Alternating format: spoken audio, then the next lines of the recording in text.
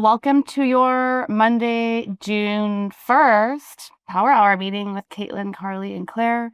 We finally made it to June. That's exciting. Warmth.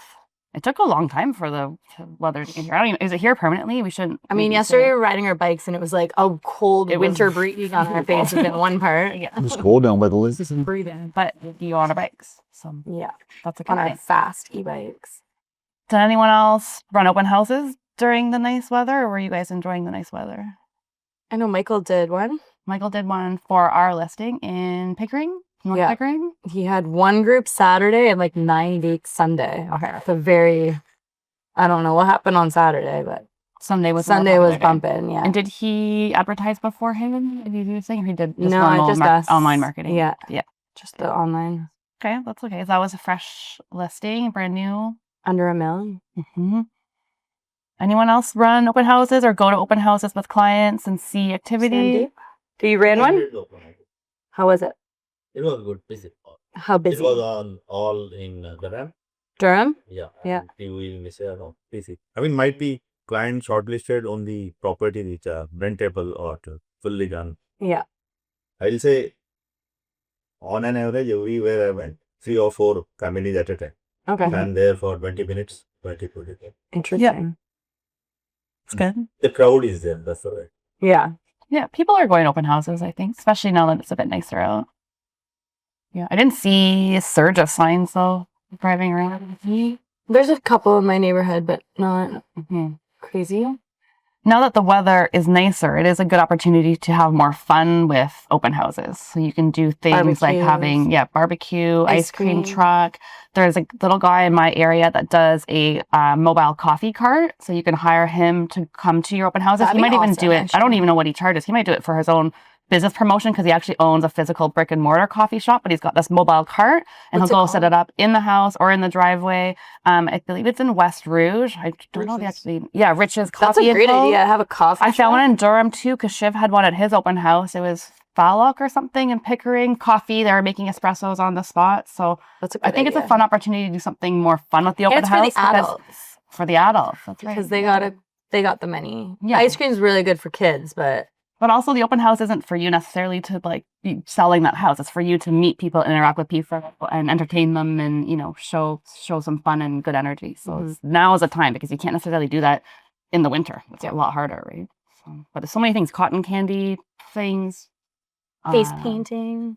Yeah, and then we can get into events. It's a whole different sort of category and talk. Isn't there all kinds of festivals going on now too? There's I think it's like fun fair season. Yeah, I've been hearing fun fairs. Steve and Christina and Varan sponsored Christina's kids' school's fun fair on the weekend. They had so I thought she collected like 80 contacts on that. Yeah. She did a really successful one. Mm-hmm. So if you guys have kids that are in school or grandkids or anything, it's not a bad idea to get involved in their schools and go to their fun fairs and sponsor that. I think she paid like $100 for a booth and then bought a bunch of goodies. It wasn't a big deal. She just had like a bunch of little they made like little grab bags for kids and a little wheel, and I think she had face painting. She had like a lineup of people outside of it. But I think if you're already involved with the kids in the school and you're going to be there every day picking the kids up, it's not a bad idea to be involved with those types of activities. Yeah, the formula is easy. The table cover, a tent, a gift basket with a ballot and a way to collect information, and then some sort of activation, something for someone to have fun. Collect contact info.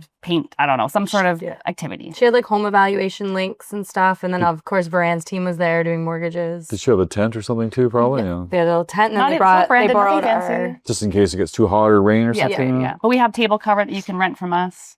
She had her own personal... We're talking about your fun fair thing. Oh, yes. Yeah. Would you do it again? Maybe at your kids' school too, right? My kids don't do anything. Their kids' school don't? Oh. No. But you're sponsoring your kids' sports and stuff like that. So I think that's important. Yeah. Let's get your name out. And I'm saying it's important to get your name out there with the community that you're actually involved with. Like, don't be sponsoring teams and then you're not actually going to any of the sports games or you're not interacting with that community. But if you're already there physically at the games and your kids are going to school, then that's where you're going to get the most benefit, I think. And if that's not your jam, because it's not everybody's, it's like I can't see us being at a fun fair personally, but we do other things like social media and digital, so you have to do something. So you got to figure out what's going to bring you joy and where's your business going to come from. Used to be guys that sponsored garage sales, like for a street garage sale, and maybe some guys just advertise that type of thing. Yeah, I still love the idea when you've got a listing coming up, doing a garage sale pre-list. And in your signs, like I see it in my area, Jill's team, right every other weekend, she's got a Jill's team garage sale, and you know that the listing's coming up and they're getting ready, but it's her name. She's provided the signage. I bet it's her agents running it. And then you got Rib Fest coming up. I know, I think Shiv's sponsoring the water station again, and I think Brand's team will be there. So there's lots of Rib Fests probably like in every little city that you guys could participate in. But how do you get into those things? You really got to contact the city, like you kind of, or like I'm sure there's like there'll be a group, an organization like that regulates the booths and the costs and how to get involved, the sponsorship. So there'll be an organization. Yeah, like I bet there's websites, like Ribfest probably has a sponsorship website. I bet all athletic teams probably all have a sponsorship. Schools probably the same thing. And not necessarily just like the big Rib Fest, is also like cultural smaller ones. Oh too, yeah, right? I think Sandeep's you've done some like community events, I guess. Same with Natsumi's done them as well. Just in your own like community, you've got a booth set up. So I think it's smart. Summer's the time for all this fun stuff. Get a very short window to do this stuff. I know Morale's going to do her picnic probably. That's her standard thing. The sponsorship on Saturday.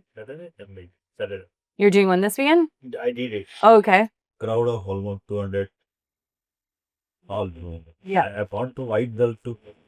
Yeah. I don't know where they might be from UK or somebody who plays cricket. Nice. It was busy? Yeah, it was busy. Yeah. The 250 almost 280 girls was. Yeah. Plus their parents had. Yeah. It's busy. Yeah, 9 months of the year we live in Antarctica, so you might as well take advantage of like the 3 months we get of warmth and see your clients outside. Exactly. That's good. How was today's session was it Tom's story again? Yeah, it was an interesting coaching session. I didn't really know what it was going to be like, but it was a podcast with Tom Story again. I know I shared his video, I think last week or 2 weeks ago. I like Tom's story, but they were talking about how Tom's been getting leads through AI. So I know like we always talk about AI, but there's like the whole different story about using AI and then actually getting clients from AI. So he was just kind of talking about how he's been getting leads specifically from like a client going into ChatGPT or going on Google and like looking up Toronto real estate agent, and he's actually getting leads now. And it's through like different varieties of different things that he's doing. He was saying like around this time of year, and in fact ours went out today, where he would do a health check every June. So he'd send his clients out some sort of email or a CMA or something to see what their house is worth.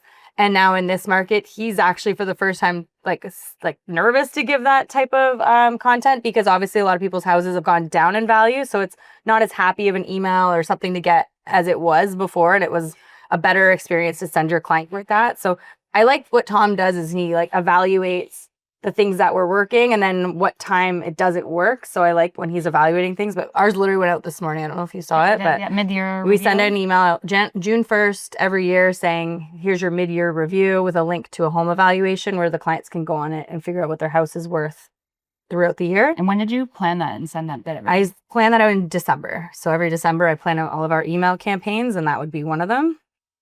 The big one that I thought was good, where he's getting a lot of his clients, and he started doing this 2 months ago, which is Rank My Agent. Have you guys used Rank My Agent before or heard of it? Have you ever used Rank My Doctor or Rank My Teacher? Like I remember Rank My Teacher was big in university, where you could look up like your ratings on the teachers and if you wanted to go to that teacher or not. They have one for real estate agents as well. And not a lot of agents are on it. So I'm not surprised that you guys haven't heard of it, but maybe it's something you guys look into. So he usually does Google reviews to get clients to go to. And we've always talked about Google reviews, but now they've got Rank My Agent, and it's easier for clients to find you on that versus Google reviews. And it's really good with AI right now. So if you guys are not taking advantage of reviews on Google, you might want to look into putting yourself on Rank My Agent. And then when you guys get reviews, you can send your clients there. And apparently they're getting leads actually from it. I think he said he's gotten 5 leads from Rank My Agent in the last 2 months. So that's pretty impressive. I know he's got a big audience as well, but if you guys are looking for just another little idea on how to get clients that way. And then you're talking about the different content. So the way that AI works is it's gathering information from the internet, whether it's like watching what you're posting on Instagram, YouTube, if you have blogs on your website. what AI does is it's basically a Google search. So if someone's going on to AI asking a question, it's usually searching the internet for what's out there from what we're creating. It's not AI is not creating it, it's we are creating the content. So he was talking about which ones he's getting, which content he's putting out there that works. He's saying when he does, it's actually kind of what we do when we talk about news articles. He talks a lot about news articles on his YouTube channel, and he says that these types of things, when he's just talking about what's going on in the news, he's getting a lot of views, but not a lot of clients from it. But that's where he gets the most eyeballs on himself, is when he's like debunking just news articles. Buyer and seller guides, which I talk about all the time, is what's getting him leads. So when people sign up to get a buyer or seller guide, or he's doing content on how to buy a house, how to sell a house, he's getting leads from that. His market update content gets him appointments. And then his long form content, like his YouTube videos, that's where the 3% of those leads are being converted. So they're watching him and they're following him, and then they watch a really long video about him, and then they're like, hey, I want to buy a house with you, or I want to sell a house. In fact, I showed you guys his #1 video last week where it says how to buy a house in Canada. He did an hour-long video on how to buy a house in Canada. That was for someone going on Google. They might go on YouTube and they say, how do I buy a house? And they're going to come up and they're going to see Tom's video. I think he has 60,000 views on it. And he was laughing. He's like, I'm not even getting Toronto leads. Like, he had just put the net out. Instead of saying how to buy a house in Toronto, it was how to buy it in Canada. And he had the most leads from Ottawa. And instead of saying, oh, I don't work in Ottawa, he's actually sending those leads to an Ottawa agent, and he's getting 25% referral. So he's like, I actually am just getting all these other leads from all over Canada, and I'm just sending them out to other agents, and he's not even having to service them, but he's making money from it. So if you guys are thinking about how to use YouTube, maybe think about sitting down and do a how to buy a house video or how to sell a house video in Canada as well. He's using AI to write the content to be recognized. He talked about Lovable. I actually don't know about that. Yusan was saying he knows Lovable. Do you know Lovable? Apparently it was what came out before Claude. Okay. I have to look up How do you what spell it is. that? I actually don't know. I would assume Lovable. Lovable. Lovable. Is it just like a chat bot kind of thing, like ChatGPT, or? It's for programming. So Programming. those like Okay, so I have to look into that one, but that's what Tom was using. Now he's using Claude, which Carly's been using a lot of. And he's using it a lot for like his AI write-ups when he's doing CMAs. And what he's telling us is like, don't rely on these tools either. Like, he's still pulling the comparables when he's doing his CMAs, but what he's doing is he's grabbing those CMA or the comparables, putting it into AI, and then having AI interpret the data and write a write-up for him to send out to the client. So he's making sure he's still part of the process when it comes to interacting with the clients. He's now getting random calls from Google because it's pulling from his content, and now he's getting leads. YouTube is his #1 source. He also makes it easy for people to book appointments with him, and I use this one as well as Calendly. Is anyone using Calendly here? No? You're using Calendly? I love it. It's basically if someone sends you an email, says, hey, I want to book an appointment with you. All you have to do is say, hey, here's my Calendly link, and they can just go click it. They select a time, select a date that matches your calendar, and you can actually sync it with your calendar. So if you did book a showing or you have a meeting or something during that time, it will block it off from someone booking it, but they can book it. So instead of you guys making it difficult for someone to book an appointment with you, they literally just go, like, I don't know, if I'm booking like my hair appointment or something like that, I love when it's like an online appointment. I go online, I click the time, you don't have to talk to a human, and then an appointment's there. So is it free? it's free. You can do a paid version as well, but if someone's trying to book an appointment with you, you know, and you're like, okay, like, does Tuesday work? They're like, no. Does Wednesday work? No, I got the kids. And like, it can get really like annoying going back and forth. So by making a single link, the client gets to select a time that works for you, and then you get a notification. But that was pretty much it. So he's just talking about, he's doing basically what he's always done, which is YouTube, Instagram, Facebook, all of that. But now he's actually seeing that he's getting results, and he's getting clients from AI, and he's getting people calling him out of the blue being like, hey, I want to buy a house. And he's like, well, how did you find me? They're like, I don't know, I Googled you and you popped up. So now like Google's just pulling him and putting him at the top of the pages, or ChatGPT's putting him at the top of the pages. And he's just like, I'm getting these random leads that I never would have gotten before. Another one of our agents said he actually did last week. I think we have too, actually. We had 2 people call us straight from like a complete stranger that just found our Google reviews was at the top of the page, and like it found us. And another agent said the same thing. He's like, I've never had someone just call me out of the blue and say, can you come list my house? But they found him at the top of Google because of stuff that he's been writing in his Instagram and all of that. So it's very interesting the way that leads are being captured these days. Tom was saying too, like people will believe anything that they read online now. So if they go to ChatGPT and they say, how do I buy a house in Canada and who should I use? And it comes up saying Tom's story, they're just going to believe it. They're not going to like question it necessarily. So he's going to get that lead and he's going to service it because ChatGPT said so, but he wants to be whatever the information ChatGPT shows, he wants to be the agent on the other side to either validate that information or help them in their But search. he's like, this is the first time in his 10 years that he's been like not weirded out, but he's like, how are you finding my name? And like, why do you want to work with me? And you never, like, how do you, like, because he's used to getting referrals. Like, my friend Carly recommended I call you, or I watched your YouTube videos, blah, blah, blah. Now he's just getting them from Google. And so now he's sharing like, hey guys, you got to get on top of it. So yeah, one of those fun. Yeah, Sandeep. 2 years back, I bought Sanic has made that doctor client, put it on Google, and he said, I need a realtor in Toronto who is from Bombay. Yeah. He called me, and I got a call, no caller ID. Yeah. As a doctor, the number was Like private, unknown. Yeah. and normally we don't pick up the call. I know only couple of guys. Like Claire and Nelson and Claire. But I thought might be doctor. One of my doctor client called me, so I picked up this call. So told his house, I bought his house, $4 million transaction.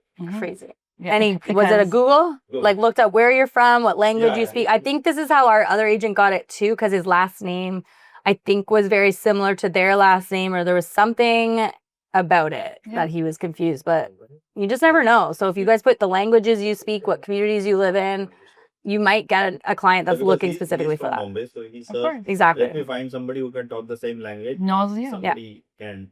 It's Yeah, they smart. feel comfortable. So if you start doing like more content or putting it on your like your website, like what languages you speak or where you come from, I bet it'll pop you up on a Google if someone is looking for that specifically. Yeah, the key is like the words that you're using in the platforms that are available online and just matching them with what people are going to search for. Yeah. And then what was the other? Oh, the final one that Tom says he's going to do more of is get in published articles. So if you can somehow find a way to get into like a magazine or like Buzz Media or anywhere, like the news, like the local news, if you can figure out how to get in front of like the cameras or someone write an article about you or you write an article, that'll pop up on Google as well and help you even more. Oh, that's true. Perfect. So I liked that session. It was a little bit long, but I emailed it out to you guys if you want to watch it. So if somebody's not high tech, how do they take advantage of what Tom's doing? In my opinion, if you're not high tech, you're not going to like this. I think you need to hit the streets. Yeah, you got to do something. Like you either have it or you don't. And if you're stressed about the tech, then you need to be doing those things like what we were just talking about, going to fun fairs and running events. And like, or you really do need to sit down and learn how to use it. Okay. What were you going to say? Well, no, I don't know if that's the right answer, but... No, I think, well, everybody's saying, well, Tom ran this thing on YouTube, but he didn't just run on YouTube. He must have had it attached to his Facebook or had it attached to his Instagram. He had everything, it was all connected, he does right? kind of like what we do with our YouTube content, where he'll film a long video and then he'll cut a couple reels from it, put it on his Instagram. So his content's just all over the internet. Right. And then for somebody to say, I'm looking for an agent that's from Mumbai, how does he know that he's from Mumbai? It's probably on his website. On his white website, putting where he's this from. is what I'm getting to. So if you're trying to specialize in Scarborough or something there, then somewhere on your Instagram or your web page or something has to be Scarborough or something. It has to be a blogging. It has to be on your website. If you're on Instagram, you have to be like, why I love living in Scarborough or what's happening in Scarborough. It comes from the words of your captions, of your websites. It's all words. So I'm going to go back 20 years. Web pages. Yeah. SEO. SEO, search engine optimization. Everybody remember that? And what it meant was, if I'm looking for a property in Scarborough and I'm in a public, what am I going to type on Google? I'm going to say, looking for a house in Scarborough, right? So I better make sure for SEO, I better make sure on my web page, I have Scarborough somewhere on my web page. Yeah. Scarborough or Mumbai or Forest Park or whatever it might be. So, but now we're at a different level again, because people aren't using SEO's not Google. even a thing. They're not using SEO anymore. So now what they're doing, they're going to the AIs and typing in who sells houses in Scarborough, and then it actually, instead of giving you a list all the different web pages. Remember SEO, you want to be in the top 5, remember you want to be on the first Like page number of 2 or the 3. search, you want to be in the top 3 or 4. And that's the way you did it. But now the AI will actually give you names of people and web pages. And phone numbers and Instagram. Like they'll say, in other words, who's selling in Scarborough, and they'll look up Sandeep there and they'll say Scarborough and have fun. Here's the guy, and they'll actually attach the link to the search, right? So things have really changed quite a bit. And I just read this article here about Google search. Here's what agents should know about. And it goes the same thing. You guys gonna talk about this? Or? No, go for it. All this stuff, by the way, is in REM Magazine. So if you want to go back and read this stuff in detail, it's in REM Magazine. You can read all the stuff. I'm just going to touch on little things Actually, that are that here. video was also done by Reb Magazine. All right, and it's REM Magazine too. So it says, open Google right now and type in a question. Not a search for a specific address. In other words, don't ask for 2911 Kennedy Road, a question. So in other words, what should I know before buying a house in Edmonton? What should I know before, if I sell my house this year, what does a home inspection actually cover? And they'll actually give him answers to those particular questions, right? And then growing number of those searches now return AI generated. So now even Google, when you go to Google now, it's using, what's it called, Gemini? Gemini's answering it. You notice that? If you put in a question in Google, it doesn't give you doesn't give you a list of the different links anymore. It actually give you the first page. It'll answer your question. Summarize it for you. It'll summarize it, right? So you have to understand basically what's going on here. The shifts actually happen. So the change is not that Google's replaced all search result. It's just with AI. It's just that more specific. They're getting more specific. AI generated answers the question rather than giving a list of the posts. So it actually answers the questions rather than saying here's where you can find the answer. It gives you the answers, right? Practical implication. Generic education content is becoming less valuable as a traffic. So in other words, you used to say, okay, let me just read this. General educational content is becoming less valuable as a traffic driver. Hyper-specific local content is becoming more valuable because that is exactly the kind of source AI system needs to cite when it cannot generate the answer itself. So it wants to know specific things. If you could advertise a 1910 Kennedy Road, or it might be, is it 1910? Which one's Kennedy Road? 2911? No, the condo down there. Oh. 1050? Whatever. Anyway, it doesn't matter. So you say, you actually bring up a particular building and you be more specific what's going on. A guide that sits on a web page waiting to be found is not a lead magnet. Really. It's a document. So then you got to create a short video or social media that introduces that guide and why you want to do it. So you sort of have to talk about the guide as being a magnet rather than saying, here's the magnet. Mm-hmm. So it's different thoughts. Yeah. They're coming here, they're also saying like a school zone or a guide to make them better decisions. The single most common mistake with lead magnets is mismatching the content to the stage of the buyer. Okay. That's true. He's talking about that too. So what stage is the buyer at? I'm just going to go off the top of my head now. So in the article, they're even talking about don't be putting like for sales, like don't put properties for sale on Facebook. They're saying that the trend of like you're just listed, just sold is becoming less relevant than actual like beefy information. We're not suggesting to stop doing that like some people are, because I think it's important. You're real estate agents, you have to celebrate those things. The algorithm doesn't favor it, so it doesn't put that. And I actually was testing it last week with Canva templates, and it's the lowest views of any post you can do is the Canva templates and listings. But when you do reels and all that, the algorithm is okay with it. But algorithm doesn't like just listed, just sold bricks. And these guys here talked about it today. They're talking about, and we've talked about it here as well. You have a list of properties with basement apartments. Mm-hmm. Call me for a list of properties that are bungalows. Give me a copy of a list of properties that are on the lake, or have a bunkie or something. I don't know. Just be a little more specific, right? Mm-hmm. That's how they're generating leads, right? And this guy here, what he got 5 out of town referrals just by saying that how to buy a house in Canada. Yeah.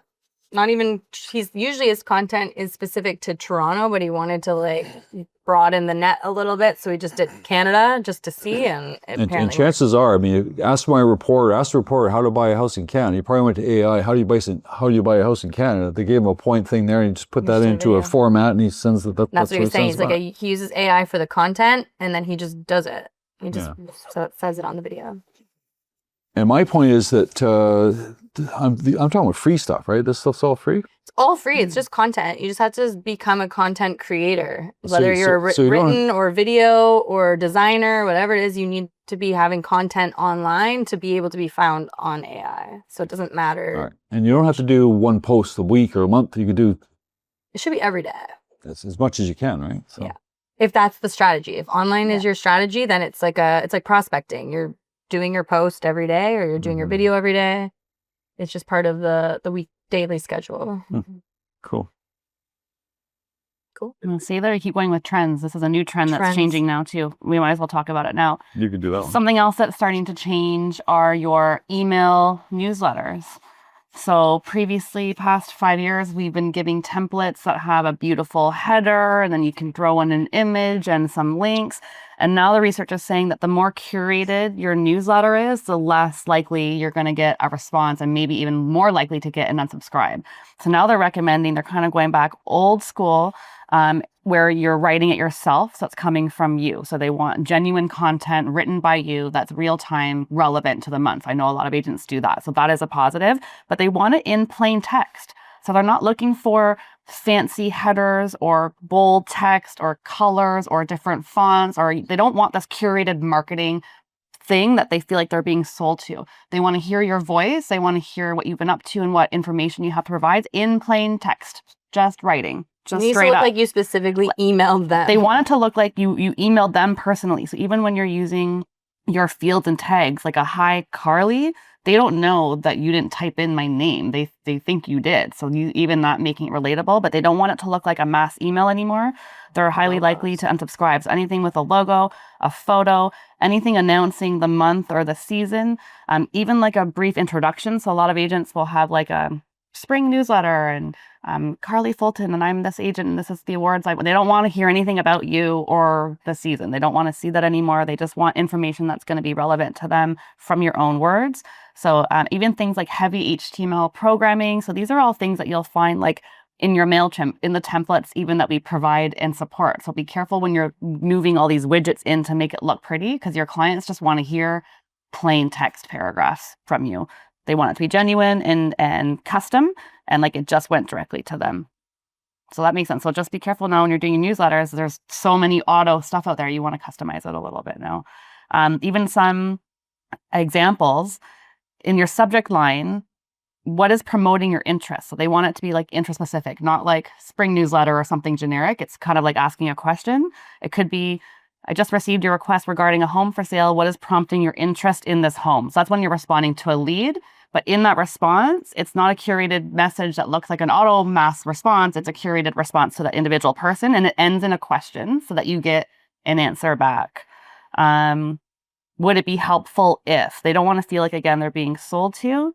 Would you be open to a call about what you would do with your home's equity if you decided to sell this year? So again, it's a question. Would you be open to a call? It's not contact me if you want to sell your house, or contact me if you want home evaluation. Yeah, would you be interested in it?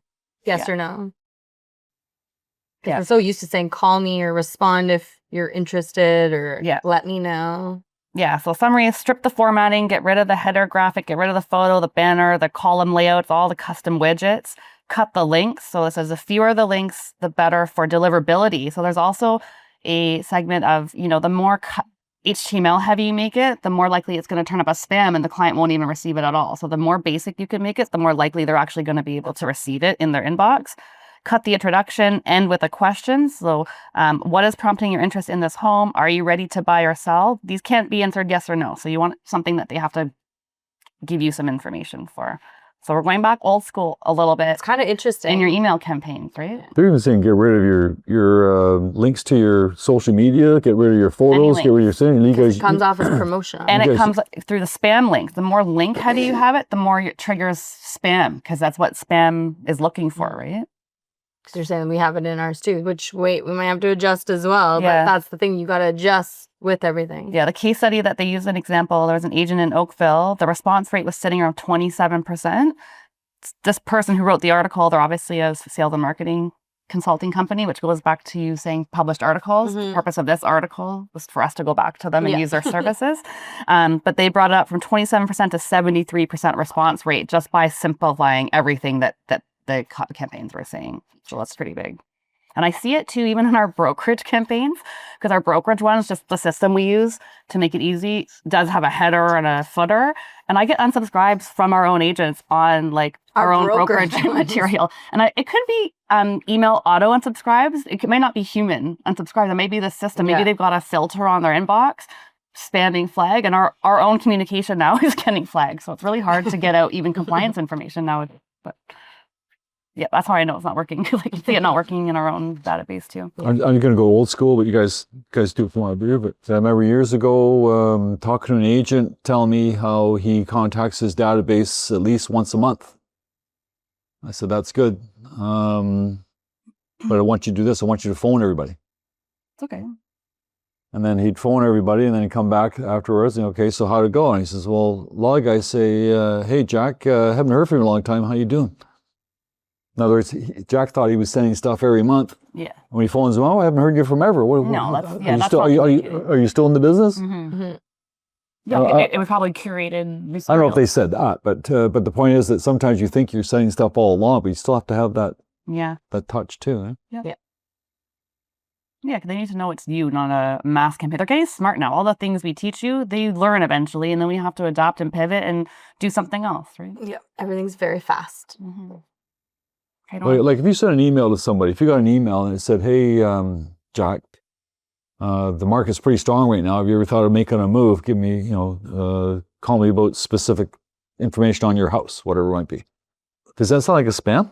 It does. So how did, even this stuff like here, the best email we've used for follow-up would be, hey, just wanted to see if you were still thinking about selling this year. And that's it.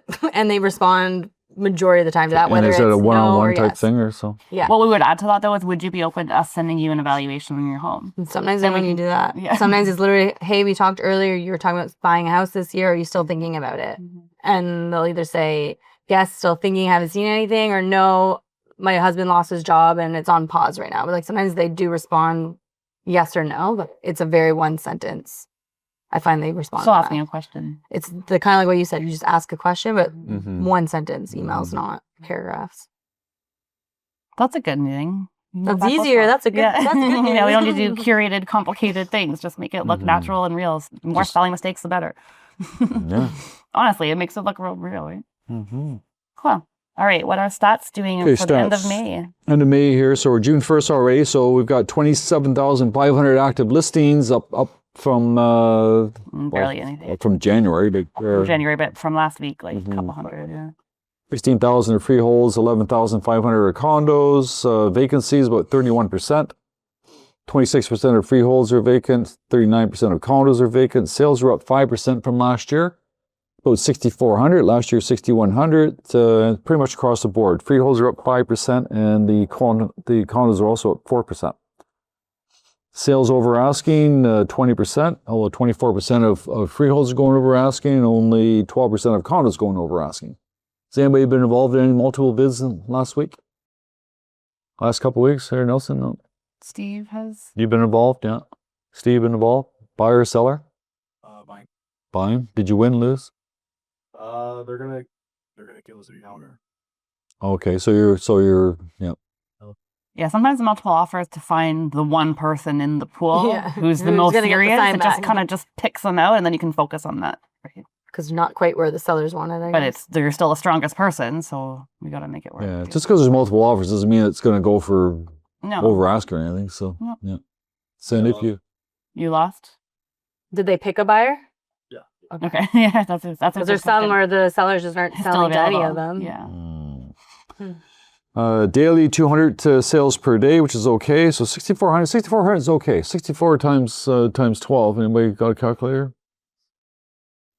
It's over So 78,000. So 78,000 would be good. If we did 6,400 throughout the whole year, it'd be great. Unfortunately, January, February, March, April wasn't doing that, right? Yeah. We're 10% ahead of April sales last month, 5,700 last month.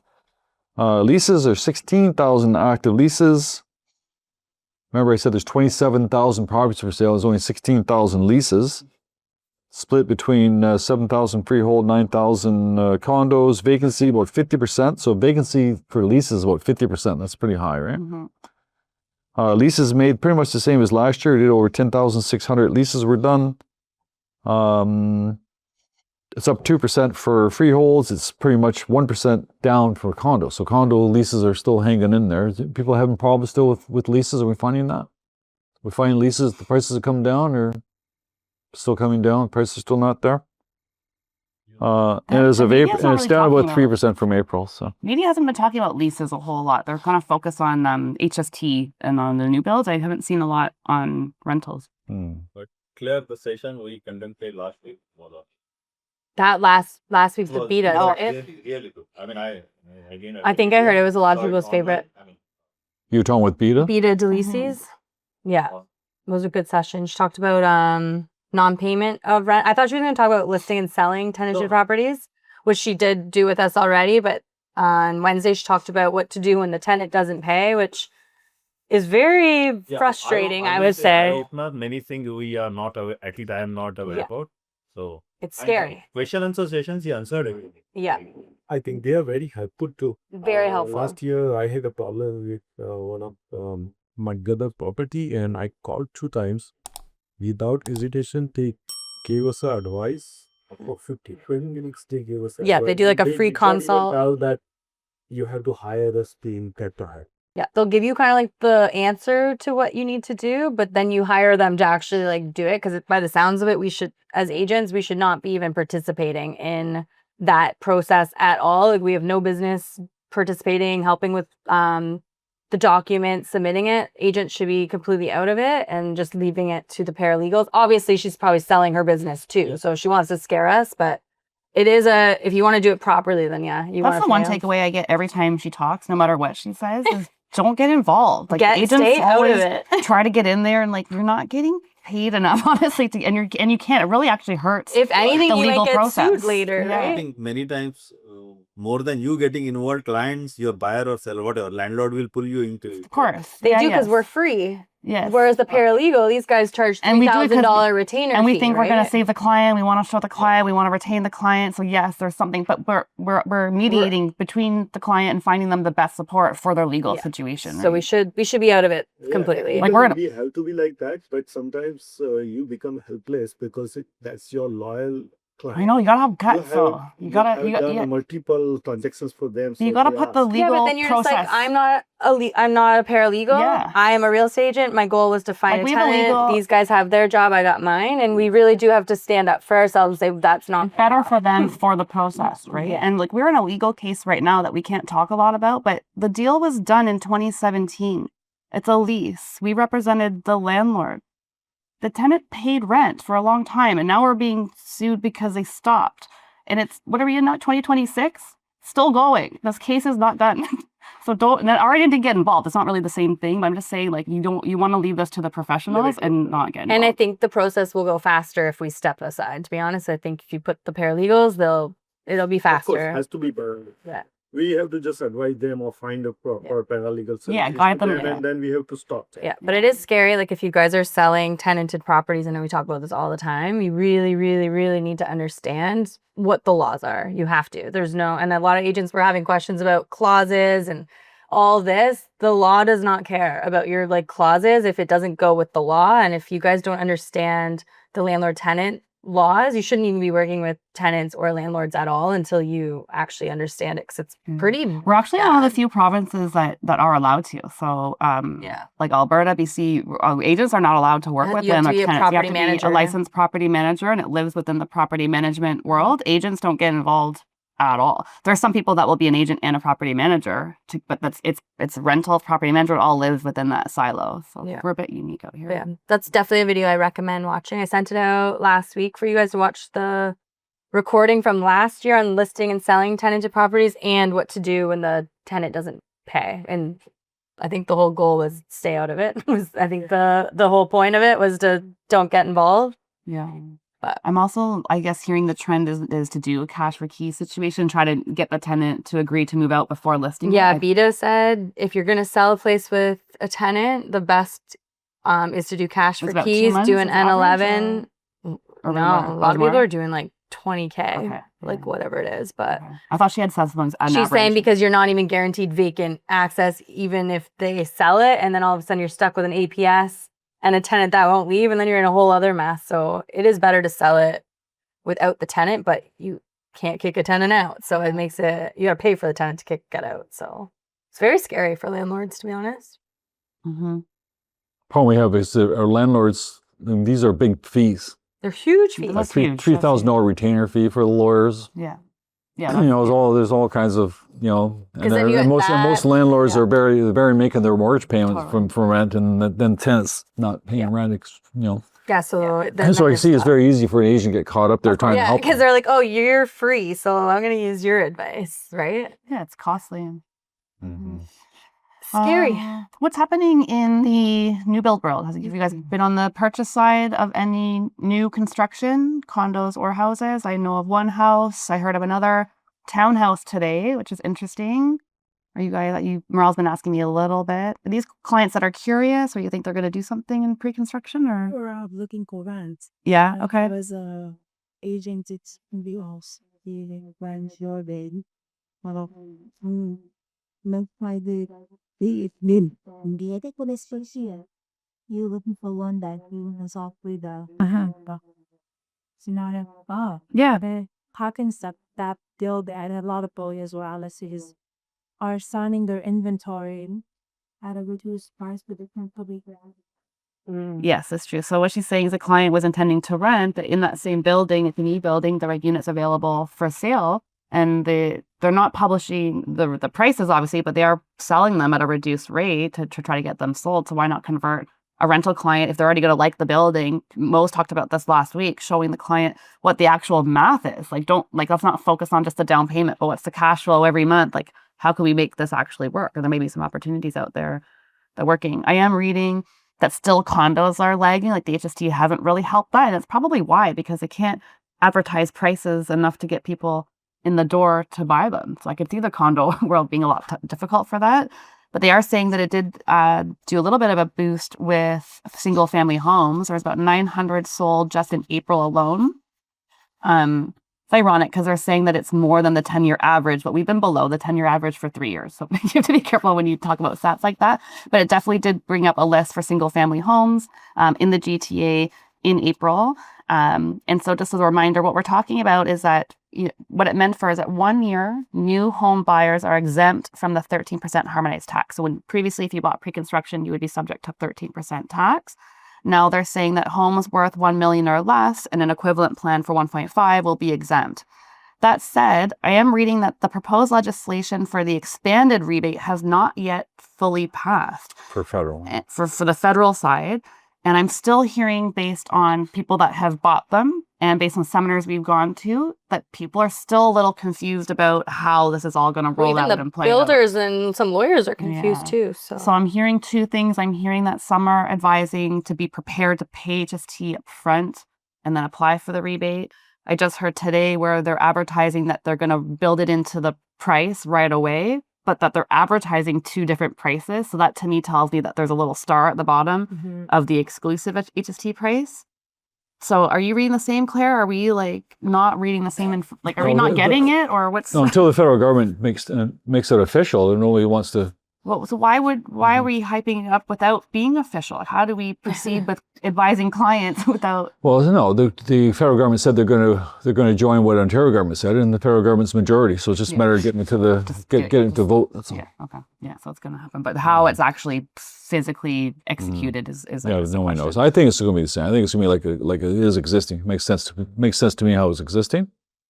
The builder will pay the HST.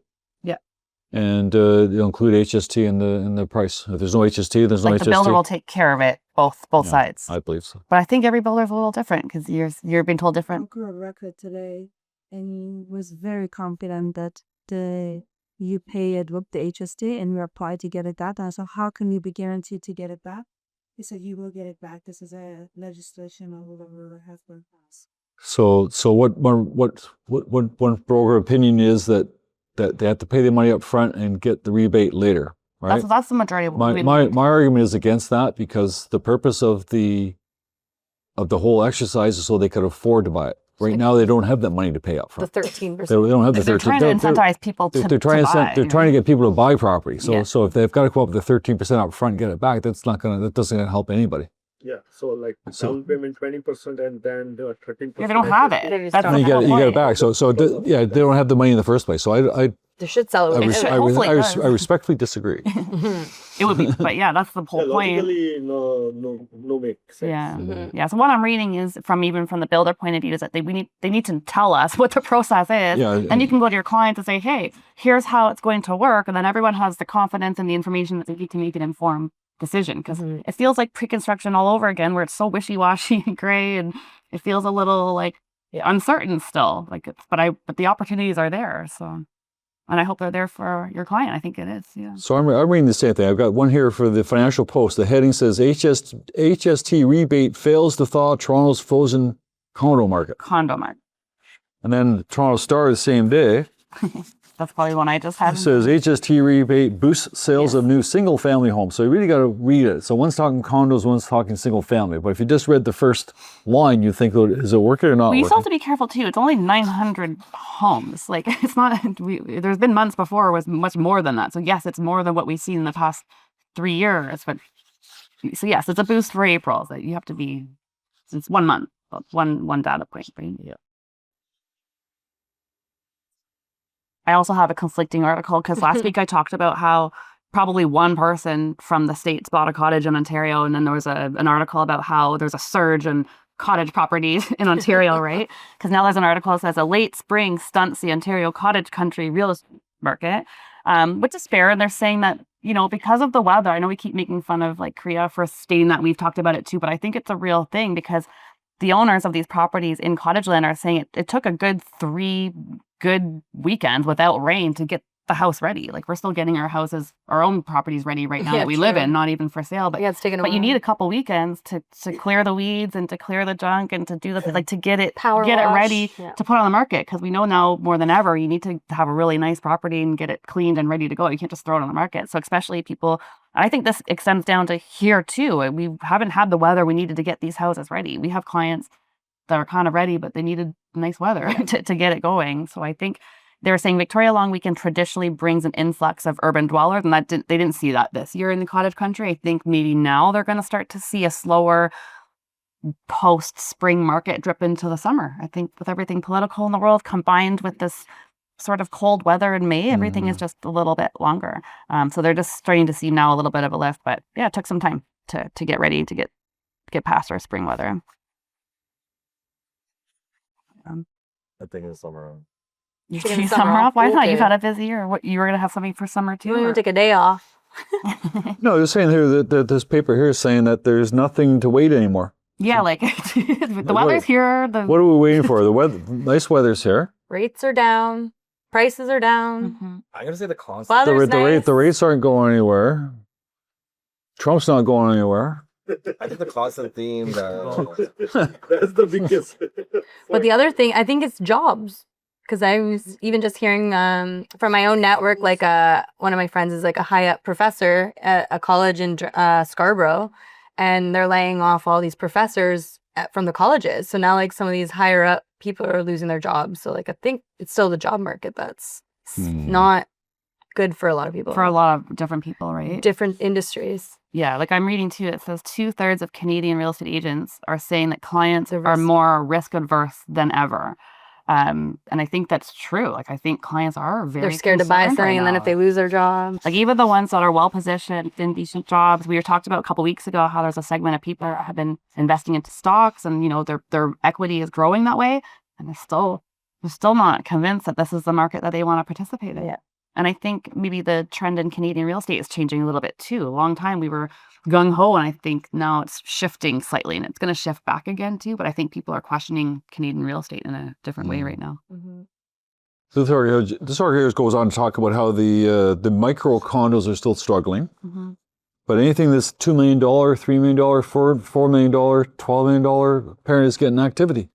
I wonder if those are the people that are in those stable careers, have stable income. All those guys are not money, affected by like $2 million. Yeah, 2, 4, 3, 5, 7. They're not affected by interest rates. They're not affected by job security. They already got it, right? But that's why I feel like the properties that are out right now are all the people who are struggling or not doing well. Like they have to sell. Like a lot of the properties so you'll see so were the buyers don't care, but the sellers do. Is that what you're saying? Like the sellers are. No, I just don't feel like there's a need. Like honestly, the comment I keep getting is like there's not a lot of good properties out there. It's Not kind good of true, yeah. properties? Yes.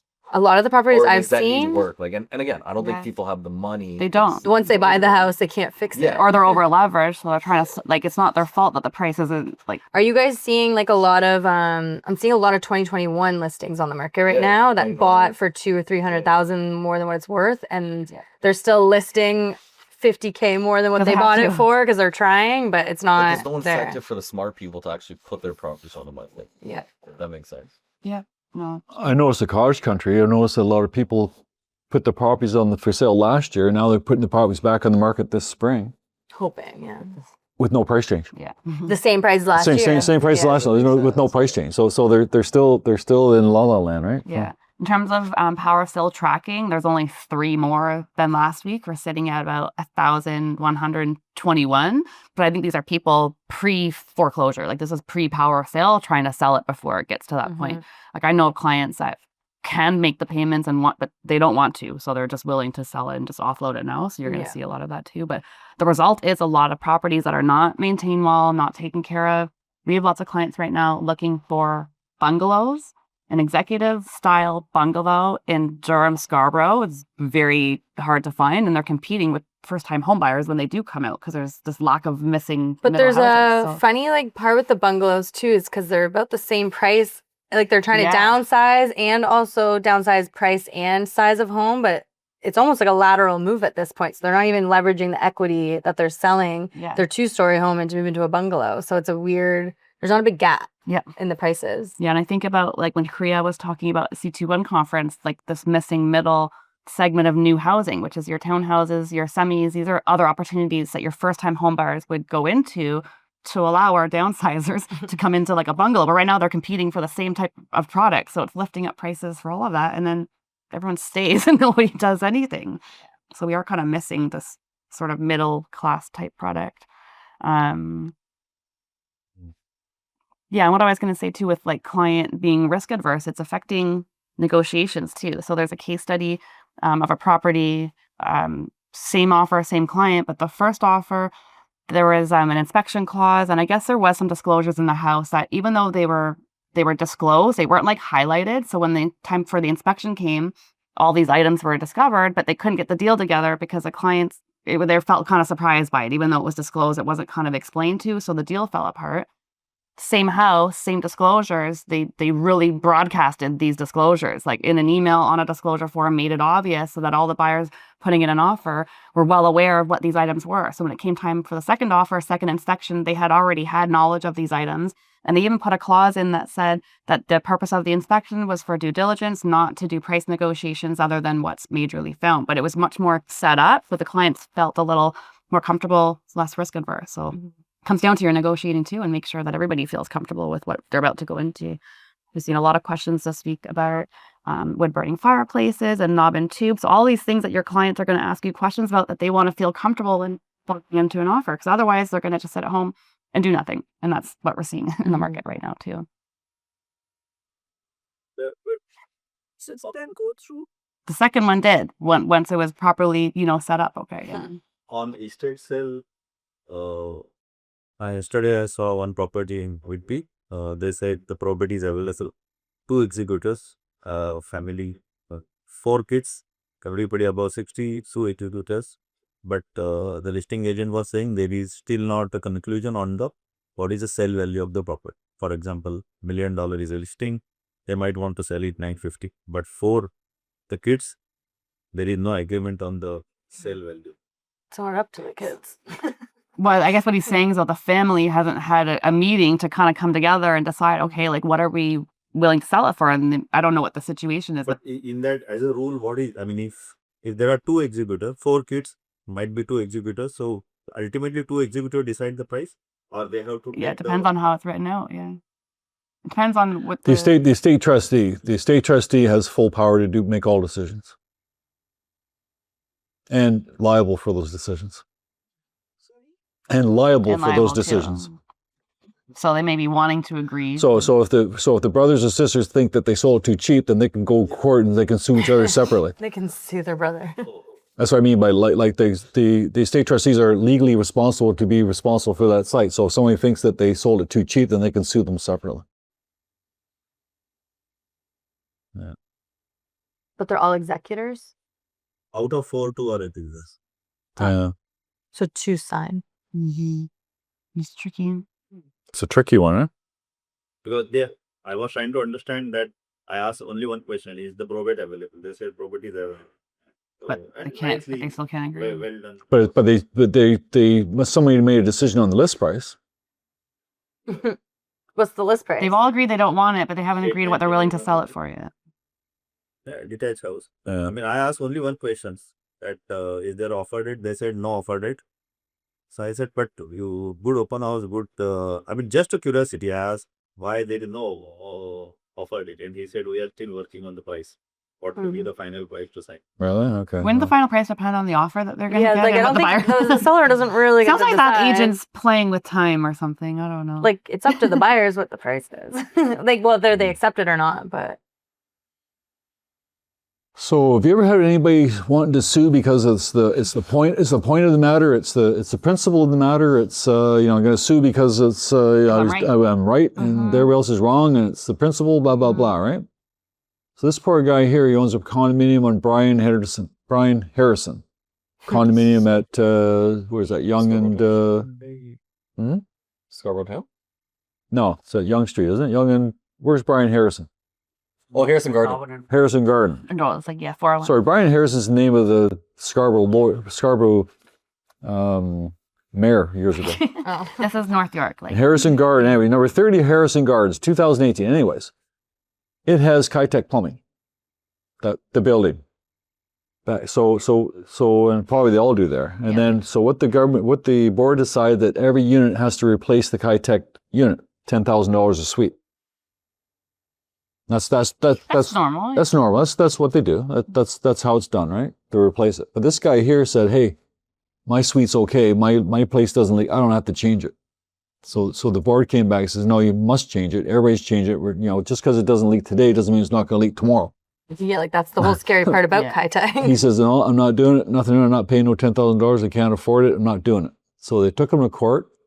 They won. They charged him all the legal fees. Now they owe the board $260,000. The guy's got more legal fees. Oh my god! The guy owes $260,000 for legal fees. The board took the owner to court to force him to change the Kitech plumbing, and he fought and fought because he was white, and the judge said, "You're wrong." And you have to pay these guys bills now, $260,000. Yeah, you live in a condo corp. It's part of your thing. The condo has their own insurance for that. So it's $10,226, and then the Star's giving this guy saying that how bad the board was and how the board's jacked up all the costs and how the board's doing this, doing that. Anyway, so I will say it's the same kind of karma. Like when I get the question of like, "Oh, Carly, I want to make this RICO complaint or I want to make this TREP complaint." Like, the option's there, but just be careful because you might make a mistake one day too, just by accident, and the karma's going to come back to find you. So just make sure your complaints and your lawsuits are well worth it. Anyone want a seller lead? It's on Claire's desk here. yeah, I've got the name of the fellow. So if somebody wants to, Google it and find the suite, Give him a call. He needs help. because there's the other guy in Charlotte. It's probably still for sale. Oh my gosh! I forgot. Remember that guy? Yeah. We should check in on him. Go ahead. In case anybody's interested, this off topic here, looks like in Harwood, in Ajax, Harwood, there's Station Street and there's I think it's Monarch. Mm-hmm. That's where all the homeless shelters are. Everybody been to Harwood and Highway 2 recently? So bad. You can see it from the highway. Yeah. Right? Harwood and Bailey. It's pretty bad. So what they decided to do, I don't know how they're going to do it, but they're going to shut down the 2 shelters. They must have been getting so many community complaints. You know where they're going to put him? They're Bowmanville? building one in Bowmanville now. we heard, yeah. So we were So they're telling- going to move down the highway. So the Bowmanville people are a little upset about it because we have clients who are shopping in Bowmanville and their husband works at the Ajax and they got the notice. And I was like, oh, just to be honest, like it did kind of mess up that neighborhood by putting them there. She's like, my husband said the same thing. So now Bowmanville is getting a little nervous because they're worried that that's going to happen to their neighborhood now. Apparently it's a worldwide problem. Eh? It's like a problem in Toronto and Paris and everywhere. So where are they gonna go? Okay. How have your Realtor.ca leads been on your listings? Are you guys getting any? Because The lease ones are insane. I think they're selling them to RBC ever since they went Oh, private. I haven't received Realtor.ca lead in a long time. I have on leases, but not sales. I got this. Leases, you'll get tons. Leases. So I got this on the weekend. We posted a new listing. It says, "Hi Carly, you have a new listing on Kijiji." Oh. So this is from Realtor.ca DDF. You have a new listing on Kijiji that is eligible for premium placement through Kijiji Agent Upgrade. So it says Realtor.ca has secured preferred pricing for Korea members, helping you stay ahead of the competition, blah, blah, blah. For exclusive price of $199 per listing, your ad will be boosted 4 weeks on Kijiji, including the following: daily bumps. Your ad will be pushed to the top, highlighting. Your listing will be displayed with a distinct border and a larger image, featured placements, and top ad positioning. I don't know if this that's is where you right. want to put your money on. So where did you get that? It was an auto email. When you have a new listing, I got one too. It came from DDF data. Says Right. you have a new listing eligible for boosting. So I guess Kijiji has partnered with Realtor.ca. They put our listings on Kijiji now, Okay. but now if you want it boosted, I guess now you got to pay for it. Okay, wait a second. So Realtor.ca puts your listing on Kijiji? I guess. Yeah, they do. They have for a while. Even from KJ. Yeah, they have for a It's like while, rental leads but they're too. not boosted or paid for. They're just put on Kijiji. Mhm. So I haven't been to Kijiji in a long time. I don't know. It probably looks They messy, do I'm some sure. rentals too. You get a ton of I got rentals rental on leads it. Kijiji because of- I didn't know that. So Yeah. so you take a listing, Realtor.ca publishes to Yeah. Kijiji? So I thought we were special doing it It with all Spotlight, replicates. but I think it all replicates to each other. It does, I 'cause don't we had an click the upset PDF client or, about it. like, does it show you as an agent or how does it look? Like I don't know. I'm getting it. we should. So let's do some research this week on Kijiji and Yeah, see. we do what get it looks leads I like. get tons of Kijiji leads from Realtor. But for leases, right? Yep. Yeah, not so much sales, but This was we did for, have a client, like I've got a property management company, for example, and I compete with them on ads, and they were a little upset that they saw my ad on Kijiji because they also have ads on there, and I didn't know how it got there. And So they do it on Treb. It's through DDF. Yeah. So you have your IDX and your DDF. So if you have a client You like have to that doesn't unselect want it. Kijiji, you're gonna have to You have to unselect unselect IDX. DDF. But you're gonna unselect, like it's gonna include other websites too. Mhm. But Mm. if you're looking for leads, like that's my main point. I don't know if it's worth it. And who's in $199, $200? Who gets that? Probably Korea. It's called Premium Placement Kijiji Agent Upgrade. It's So probably Kijiji- Realtors Korea. It's probably all of them. Probably Korea and Kijiji gets it. But I have noticed a decrease in Realtor.ca leads on regular listings because we used to get at least one, especially Scarborough. We used to get a bunch. I haven't seen any, so No, you're right. I think RBC is getting them now. It's my speculation. But what is RBC going to do with them? Sell them to other agents through. Hmm. Are we I'd be surprised. Oh boy. before we get to boring compliance, Katelyn, do you want to talk about anything fun? I Or don't maybe I have should- anything fun. No. Maybe I'll get rid of my boring one first. Not boring, but I have to warn you. FIFA is coming up. And who's taken their FINTRAC update course through Rico? I just did mine. Do you guys remember taking yours? Everyone's doing it within 2 years, but there's a whole segment on, they talk about like trends, like FINTRAC trends and what's happening and how you have to be aware. And in that case, they talk about a drug trend and how that is important to you as a realtor. So when you're watching that course, it's hard to like pinpoint why this drug trend has to do with you as an agent. But now I just got my own real life one. So I think it's coming to full circle for me. So they're talking about FINTRAC that had done a warning on FIFA. And because we're expecting a lot of people coming into the city, there's an increased risk of potential human trafficking. And that affects you guys in real estate because if you're meeting people online looking to make big purchases with big deposits, you know that they're looking for maybe an exchange of what we call dirty money. So they may be making a deposit. They do a mutual release, they get that deposit back if you're not careful. And it's a trend because FIFA is happening right now. There's a surge of people coming into the city, and there is a potential warning. So FINTRAC has come out with an official warning through the Globe and Mail. So I'm giving you the official warning now to be careful about who you meet online when you're working with online leads, people you don't know. If you're working with your circle, it's a different story, right? But if you're working with online leads, run your ID through FinTracker, especially corporate IDs, making sure you're doing corporation beneficial ownership. Run your FinTracker before you're working with these clients. If you feel something weird in your gut, come and talk to me. I'm not going to tell you not to proceed with the deal unless we have concrete evidence that it's on an RCMP or a sanctions list. I'll probably tell you to go ahead with the deal, but I may make a suspicious transaction report on, my own accord.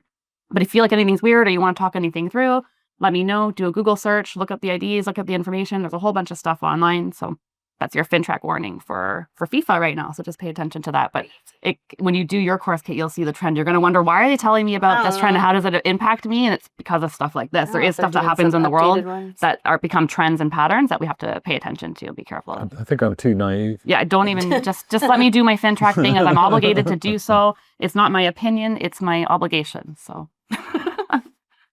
you can continue with this one if you want to. I'm just curious, how is FIFA and human trafficking get together? I don't get that one. I'll explain it to you after.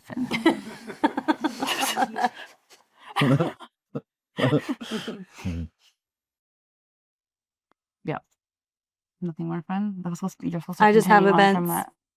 Actually, I mentioned something too. Deposits. We're going to be launching a new method to receive deposits. I get a lot of questions about email deposits, and I'm not super comfortable with email deposits yet, especially on actual sales. FINTRAC doesn't look, upon an email very well, but we can do online bill payments. So same as when you go online to pay like a Bell bill or a cell phone bill or like your utilities, you would add C21 Percy Fulton as a bill payee, and the user can pay a deposit as a bill payment. And so they'll get a receipt. It'll go to our, we've got a new email we're going to set up for that as well. But it's just another option to provide if anyone doesn't want to get into the car and get a bank draft and take it to a BMO. I don't know that there is a bill payment limit. It's not the same as an email transfer. It's like you're paying a bill. I don't know. There must be some sort of limit, but I think it depends on the user's bank and what their Interact limits are, because it's just like paying your utilities, your property taxes. You could have a big bill potentially, right? So I don't know what the limit would be. We're going to charge a $20 service fee to do that, but that'll be on the form itself. So that should help. What will be the audit trail? I mean, in terms of when you do a screenshot. So you're going to do submit deposit, take a screenshot, you get a reference number, and then you're going to send the MLS number and the address to deal department. Same as usual, and you'll get a receipt from us confirming it. So it's just to save from doing a bank draft. I've tried to test it all week last week, and every time I gave it to somebody, even people that said, I can't get a bank draft, produced a bank draft after we gave them this method. So maybe the old school method will still prevail, but it's just a different option for everybody. So obviously the money has to be in your bank for it to go through. Right? Yeah, it comes right from their account, like you're paying a bill. But they can do it from home and not have to go to a anywhere. bank. But it's a $20 charge. $20 fee. So maybe, it might save them from having to leave work early or whatever it is. I think it works good for leases more than anything. I think so, yeah. Okay. Should I say, speaking of deposits, just a reminder, if you guys are selling a listing, don't update the status to sold conditional until the deposit has arrived. Hey, well, you can do whatever you want. But like, it's safer to wait till the deposit comes in before you go posting sold conditional on there. Just a reminder. There is an MLS rule. They want it done with 24 hours. At Percy Fulton, we have our own rule. We'd like to see the deposit to come through first, and that may be slightly more than 24 hours. We're kind of okay with that, but it's up to you. The other point I wanted to make is you still can technically show the property even when it's sold conditional. You want to make sure that the showings coming through are aware that it's sold conditional and you have the deposit, and when it's conditional so you have to disclose it. Don't just let them show it without telling them. But you can, and as long as the clients are okay with it, I would still recommend showing it, because you never know. Things fall apart really quickly. Financing's been falling through, home inspections have been falling through, so it is nice to have. You don't want to lose momentum for the week. Yeah. But it's up to you. It's up to you and the clients as well. So currently on lease, what people do, I mean, currently while we are talking, I'm dealing with one agent, lease listing. She sent me the offer, we accepted the offer. Along with the offer, she sent the Ontario Standard Lease. I sent her all the documents and I said, Ontario Standard Lease, I will share. It's signed by the landlord, I will share once I see the deposit. Yes. And she insisting, why? once the offer is accepted, I said, but if I have not received the deposit, Yeah. if I Right. give you the Ontario standard, it's already a contract. Correct. Yeah. You're correct. Are you the tenant side or No, the yes, landlord yes, side? yes, Yeah. So you landlord. want to wait for that. But Yeah. she doesn't want to understand. She said, but there has to be a trust. I said, it's not about the trust. Yeah. I gotta have trust too. Give me the money. That's a legal part. So your offer. It's a right decision, right? Yes, you're correct. Let Yeah. me So an see the offer. deposit, then I will share the. Correct. Yeah. So the process for we're talking about a lease. lack of training. Many brokerages Yeah. have a new agents, but they don't know what Yeah. they are doing. Yeah, but it's really, you have to think about logically, like, so we're talking about leases for those online. So the offer to lease is an offer to lease. It's not a lease agreement by itself. It's saying, here are all the terms that we are going to put in the actual Ontario standard lease, but here's my offer to lease, which has a deposit. Once you do the deposit and everything is firm, because you might have conditions to look at their credit score, whatever, if you're using standard conditions, then it's firm, you get your deposit, then you do your legal Ontario standard lease, which is not regulated in the real estate world. This is a legal form between the landlord and the tenant. Even as a listing broker, we don't keep, we don't need those. That's between the land, that's within 60 days to provide that as well. But that is your official lease document. Yeah, that's just an education. And it legally has to be done within 60 days, so she will get it. Yeah. But that is also between landlord and tenant. Correct. But most of the time we get involved anyway. We get involved, and I see a lot of agents are times doing it. brokerages won't pay their agents until they have the Ontario standard lease on file. I know some brokerages that do that. That's not our requirement. It's not, we don't have anything to do with that. But when we argue with them, yeah. they don't understand. Yeah, no, that's okay. You want to talk about those oral tablets over there? I don't know if I should or shouldn't. No, I wouldn't. I don't even know if people would know what those are. I'll do it after we close. Okay, I'm okay for me. I'm all Anything done. online? Anyone have houses you need to I'll talk just talk about what we have this week. Yeah. No big training on Wednesday or anything like that. But if you guys want on Wednesday, I'll be at the Durham office. And I was just going to film some content, stuff like that. So if anyone wants to, not like talking videos or anything, but I'm just going to, they call it B-roll, whatever that is. But if you guys want to come Wednesday at 11, I'm just going to be filming agents working throughout the office and probably posting it on Instagram. And I'll give you guys the content as well if you want to put on yours. But Michael's been sending me a lot of content, so I need to crush some videos out probably this week. So Wednesday, if you guys want to just come and film. Thursday at the Durham office as well. Regal is refreshing the content room into our summer vibes. So I haven't seen what they're planning, but they're going to be redoing the content room. I know a lot of people have been filming in there as well. So Thursday, we'll have a whole new content room at Durham. And then June 17th, Varan and his team is going to be hosting a lunch and learn at the Durham office as well. I think they're bringing in a few guest speakers from different banks and stuff to talk about different financing options. And then they'll have a lunch. And I think they're doing a giveaway for some Blue Jays tickets for those that come. So if you are interested, just kind of like the last lunch and learn, please let us know that you're coming, because I know it's a smaller space over there, and food and all that stuff as well is going to be ordered. So if you guys are coming to that, just give me a heads up so I can prepare for the amount of seats and food and all that stuff. So that's June 17th. I think that's all the training stuff we have coming up. Good. I think so. Okay. Cool. Anything online? Any comments? No?